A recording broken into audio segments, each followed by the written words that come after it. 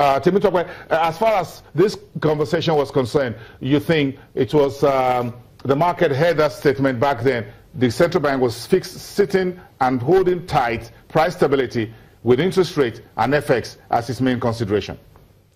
Okay. Yes, because after the consideration then, that was when they came up with high and yield market, and I think that came up around April this year, and since then we've been seeing a stability in FX market. At least I could remember earlier in the year we had the parallel market getting as high as 500. Right now we are around 360, 365, and if you look at all the FX markets, I think there is a bit of convergence, and that was the outcome of the last MPC meeting, which says that it will be able to defend the Naira. And aside this, a lot of things have happened since then, because apart from the FX market that has been done, they've tried as much as possible to control the liquidity in the market, and this is a consistent OMO auctions, because in most cases what happens is that once system is liquid, they believe people always have Naira to speculate on Naira. Therefore what they always do is that once that liquidity is there, they always issue more auctions by taking out the money. Though during this period I know there was a trend that a lot of people were not really going for these OMO auctions, and truly, in fairness with CBN, what they did was that they started with STAP securities, which is a special OMO auction, by giving banks T-bills at a particular rate, and that also has helped a lot. And with that, we've seen a bit of stability in the market in terms of FX.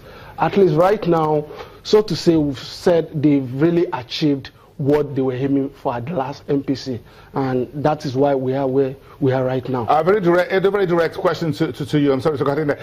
What does the market want? Traders and investors, what do you think? What do you traders want from the central bank? Straight ahead. What do you want? Want stability. What's the path? What path to stability? Raise rate, hold it, or cut it?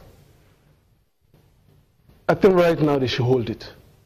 Because the truth is that if anything happens to, if they, for example, if they take it up, the truth is that people right now, the sense they have is that once they take it up, they believe interest rate is going up. And you know a lot of people right before now, for example, taking, for example, the STAP securities they did, I know a lot of people that they sold bills to at 17, 18. And imagine if they take up rate, that means they are telling us that interest rate is going up.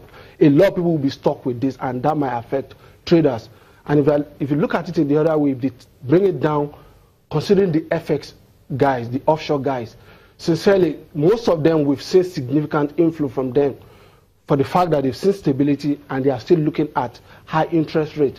Therefore, if they bring it down, that might send a wrong signal to them, and that might affect the market a bit. Because if you look at our market very well, it's a bit, we know that these offshores, they play a significant role in our market, which is why we need them. Okay, let's get in there this conversation because the governor and his team are seated in Abuja and they're watching some of these conversations before they read the communique. Let's get back to Michael Famaruti here. What do the economists, what bothers you economic analysts as far as this entire conversation, whether we hold, cut or hike?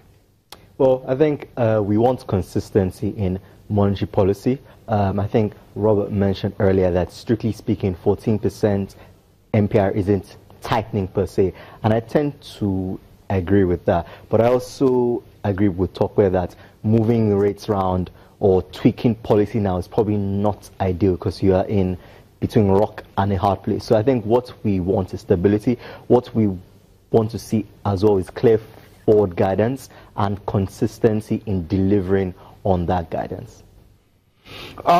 We're going to come to you, Robert, but let me give you 1 minute to give us your thought as an analyst here in terms of what traders and investors really want. Is there a consensus between yourself and Temitope? Well, I think our thoughts are mostly aligned, and what investors are looking for is return. And for them, what they just want to study is like he mentioned, the pattern of your policy and how consistent it has been over time for them to be able to make their projections. You know, of course, there are instruments that are benchmarked to the MPR, for example. You know, but at this time, we have a strong view that if monetary policy should be what it is, we don't think that the committee will be considering any movement, either by a reduction or, you know, an increase. We've seen in 2015, and it happened also in 2016. In 2015, when rates were down, you know, and the committee wanted to guide towards a reduction of MPR, they started with treasury bills and OMO. The same thing happened in 2016 when they wanted to guide rates upwards. So we feel that that's the pattern that they will most likely take.